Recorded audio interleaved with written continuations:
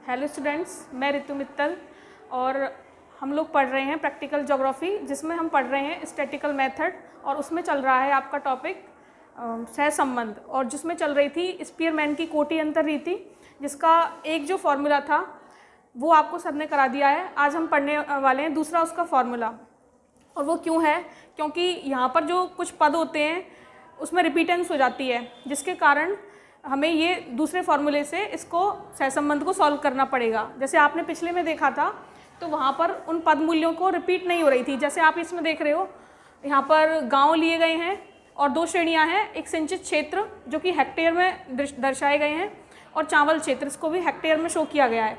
तो ये मान लो जैसे एक्स श्रेणी, ये वाई श्रेणी, तो आप इजीली इसमें देख पा रहे हो कि इसमें 16, 16, 16 तीन बार इसका रिपीट हुआ है। और सेकंड में आप देख पा रहे हो वाई में कि 13, 13 और ये 6, 6 तो दो बार रिपीट हुआ है। तो जब ऐसी स्थिति हो तो हम किस फॉर्मूले का यूज़ करके इस सवाल को या सहसंबंध की गणना कर सकते हैं। तो आइए आज हम वो देखते हैं। तो क्वेश्चन है हमारा, गांव दिए गए हैं, गांव में सिंचित क्षेत्र और चावल क्षेत्र जो कि हेक्टेयर में है वो दिए गए हैं। गाँव को हमने शो किया है ABCD EFGH IJ, ठीक है, और यहाँ पर ये दोनों श्रेणियाँ। तो इसका सॉल्यूशन है, गांव को दर्शाया गया है, सिंचित क्षेत्र को हमने मान लिया है X श्रेणी और चावल क्षेत्र को हमने मान लिया है Y श्रेणी। सिंचित क्षेत्र में जैसे A में है 48 हेक्टेयर सिंचित क्षेत्र है, वैसे आप पूरा आप देख सकते हो। ऐसे ही चावल क्षेत्र यहाँ पर दर्शाया गया है। अब हम इसमें रैंकिंग करेंगे, इसको हम रैंकिंग करेंगे, सबसे बड़े को 1, सबसे उससे छोटे को 2, जैसा कि आपने पिछले जब सर ने आपको पढ़ाया था तो आप उसमें समझ रहे थे। तो देखिए यहाँ पर सबसे बड़ी वैल्यू है 65, तो इसको हम रैंकिंग करेंगे 1, 65। सेकंड रैंकिंग करा है हमने 57 जो कि 65 से जस्ट छोटा है, तो उसको हमने 2 नंबर दिया है। उसके बाद ऐसे ही 48 आ रहा है, उसको हमने 3 नंबर दिया है। 40 को 4 नंबर दिया है। अब 33 को हमने 5 नंबर दिया है।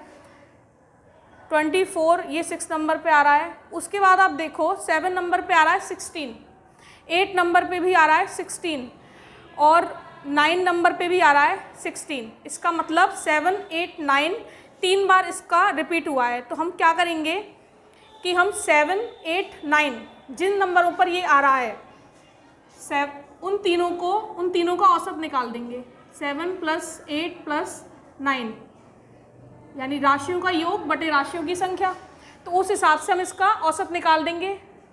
7 और 8 होते 15, 15, 9, 24। 24 में जब 3 से हम डिवाइड करेंगे तो ये आता है 8। तो जो यहाँ पर आएगा, जो इन 3 नंबरों का औसत आएगा जिन पर ये थे 7, 8, 9, उनका एवरेज हम लिख देंगे उन्हीं तीनों स्थानों पर। यानी हमने जो 7 की रैंकिंग करनी थी वो 7 नहीं करनी है, हमें 8, 8, 8 उन तीनों स्थानों पर हमें 8 लिख देना है, ठीक है। उसके बाद कहाँ तक था, 7, 8, 9 कवर हो गया, उसके बाद बचा 10, तो वो इस नंबर पे आ जाएगा। नेक्स्ट देखिए, ऐसे ही इसमें हमने वाई श्रेणी में चावल क्षेत्र लिया है, उसको भी इसी तरह रैंकिंग किया हमने। तो वाई श्रेणी में भी ऐसे ही हम इनको रैंकिंग कर लेंगे। सबसे बड़ी वैल्यू है 24 जिसको हमने 1 रैंक किया है। उसके बाद नेक्स्ट आ रही है 20, उसको हमने 2 रैंक पे दिया है। ऐसे ही 19, 3, 15 को 4। अब आप देखिए जो 5 नंबर पे है वो 13 है, 6 नंबर पर भी 13 है, 5 नंबर पर 13 है, 6 नंबर पर 13 है। तो 5 + 6 अभी जैसे हमने किया था वैसे ही सेम करना है। 5 + 6 डिवाइडेड बाई 2, क्योंकि ये 2 संख्याएं हैं, तो 11/2 जब हम करेंगे तो हमें प्राप्त होता है 5.5। उस 5.5 को हम 5 और 6 दोनों जगह लिख देंगे, 5.5, 5.5 जैसे हमने अभी किया था। उसके बाद हम नेक्स्ट चलेंगे, 5 और 6 दोनों कवर हो गए हमारे। अब आता है 7। ये ध्यान रखना आप कि 5 हो गया, 6 तो आप 6 मत लिख देना, आपको जो 5 और 6 कवर हो गए तो आपको 7 से स्टार्ट करना है। तो 7 पे आ रहा है हमारा 9। उसके बाद हम देखेंगे 8 पे क्या आ रहा है, 9 से छोटा जस्ट, ये देखिए 8 पे आ रहा है 6।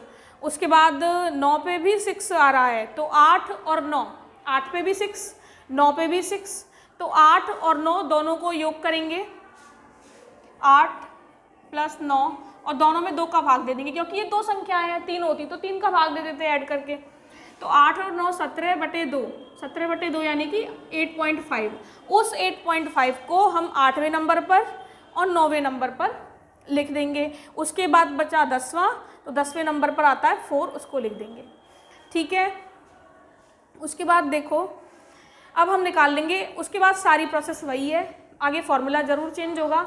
इसके बाद हम अंतर निकालेंगे दोनों कोटियों में, ये x श्रेणी की कोटि, ये y की, इन दोनों में डिफरेंस 3 माइनस 5.5 जब हम करेंगे तो 2.5 हमें प्राप्त होता है।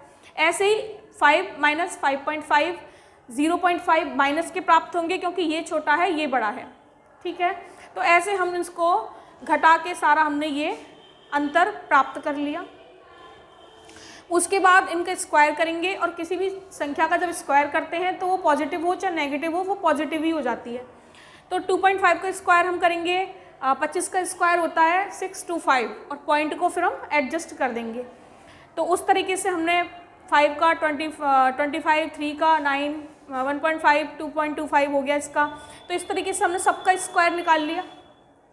आइए अब फॉर्मूले की तरफ चलते हैं और सहसंबंध की गणना करते हैं। फॉर्मूला है, अब देखो इसका फॉर्मूला कैसे सेट होगा। लास्ट जब आपने फॉर्मूला पढ़ा था तो वो था 1 minus 6 sigma D square upon N Q minus N, बस यहीं तक था, क्योंकि वहाँ पर किसी पद मूल्य में रिपीट नहीं था।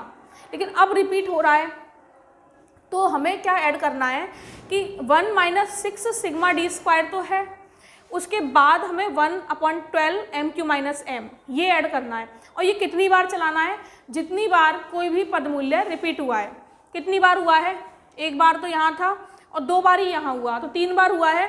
तो हम इस फॉर्मूले में 3 बार ये लिख देंगे 1/12 M Q minus M plus 1/12 M Q minus M plus 1/12 M Q minus M. कितनी बार लिखा हमने, 3 बार। अगर 4 पद मूल्यों की रिपीटेंस हुई होती तो हम 4 बार लिखते, 2 बार हुई होती तो हम 2 बार लिखते।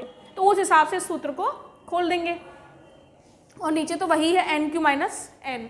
अब यहाँ पर एम क्या है, बाकी तो आपको पता है कि डी क्या है, कोटि अंतर और उसका स्क्वायर, तो सिग्मा डी स्क्वायर उसका टोटल, जो कि ये रहा।